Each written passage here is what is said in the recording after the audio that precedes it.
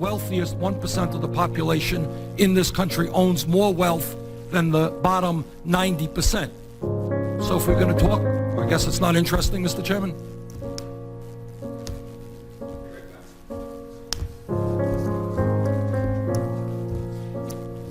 It is also because we apparently lack the funds to provide them a minimal standard of living. I fear very much that what we said yesterday is that war and the enormous destructive power of our armed forces is our preferred manner for dealing with the very complicated and terrible crises in the Middle East. I fear that someday we will regret that decision and that we are in fact laying the groundwork for more and more wars in that region in years to come. Mr. Speaker, it is incumbent upon us to do everything in our power now that the war has started to prevent unnecessary bloodshed and to support our troops in the most basic way by bringing them home alive and well. Any shocking doubt, the same people that would vote to cut defense $177 billion, the same ones that would put homos in the military, the same ones that would not fund BRAC, the same ones that would not clear up. No, I will not. Sit down, you socialist. Then the gentleman from Vermont is Well, recognized. the gentleman from California is Mr. Muir. For what purpose does the gentleman from Vermont rise? Rise to speak in support of the amendment. The gentleman from Vermont. I wonder if I could question the gentleman from California.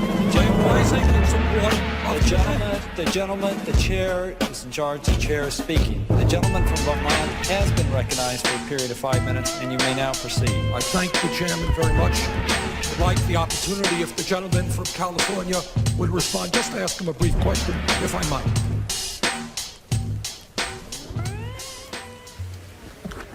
Now, my ears may have been playing a trick on me, but I thought I heard the gentleman a moment ago say something, quote unquote, about homos in the military. Was I right in hearing that expression? Absolutely. Putting homosexuals in the military. You said something about homos in the military. Was the gentleman referring to the many thousands and thousands of gay people who have put their lives on the line in countless wars defending this country? Was that the group of people that the gentleman was referring to? I'm talking about the military people in the military do not support. That's not what we were talking about. You used the word homos in the military. You have insulted thousands of men and women who have put their lives on the line. I'm talking about you. Sometimes I think that the people in this institution and in the White House are really losing contact and not knowing what's going on with the American people. In case you don't know, and you haven't seen the latest polls, the American people hold the President of the United States in contempt. They hold this institution in contempt. They hold the Republican Party in contempt.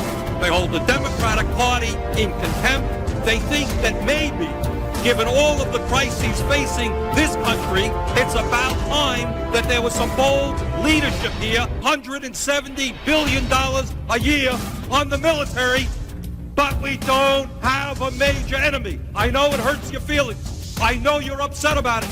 I know you're hoping and praying that maybe we'll have another war. Maybe somebody will rise up. But it ain't happening. The Soviet Union doesn't exist. The Warsaw Pact is through. Who you worried about? Iraq? Panama? Who you worried about? I'll tell you who I'm worried about. I'm worried about the fact that our workers are seeing a decline in their standard of living. They want to see our industry be rebuilt. That's what they want to see. No more B-2 bombers. No more Star Wars. Let's make the quality products we need. Let's invest in American industry. No, I won't yield. The American people want to see our kids educated. They want a Head Start program. They want their kids to be able to go to college. They want to wipe out the fact that 5 million children in this country go to bed hungry. They want child care for their kids. They want decent education. Let's have the guts to give some leadership to this country. The Cold War's over. Let's reinvest in America. Let's support this amendment. People always ask me, why do I call him Superman Sanders? And I always tell them, because he's a fucking hero.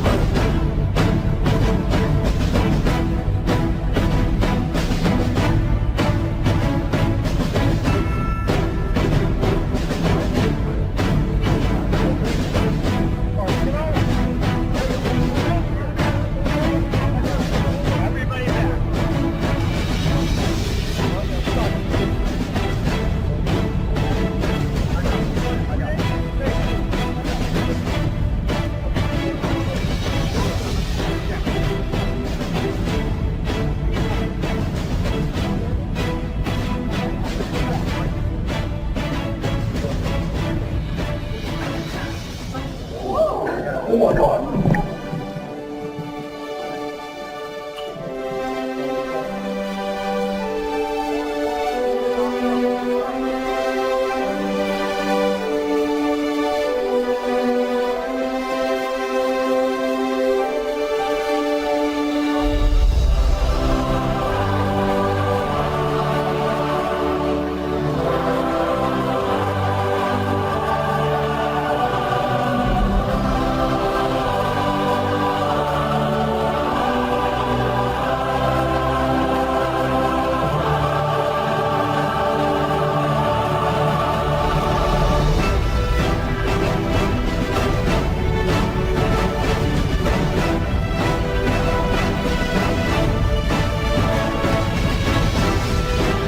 The truth is, at some level, when you hurt, when your children hurt, I hurt.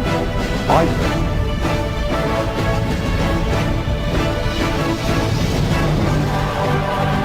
The truth is, at some level, when you hurt, when your children hurt, I hurt.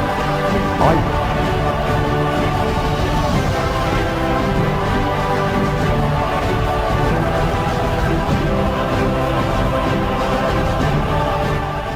Thank you all very much for your patience. And let me say this, it is hot here. If there are any folks who are feeling frail, speak up now when you got some, sit down somewhere. Then anybody in that condition, are we okay? Anybody, you're not feeling well? You okay? Is that, all right. Okay. Okay. Well, you know what? Thank you. She just walked out and she's sure gonna be okay.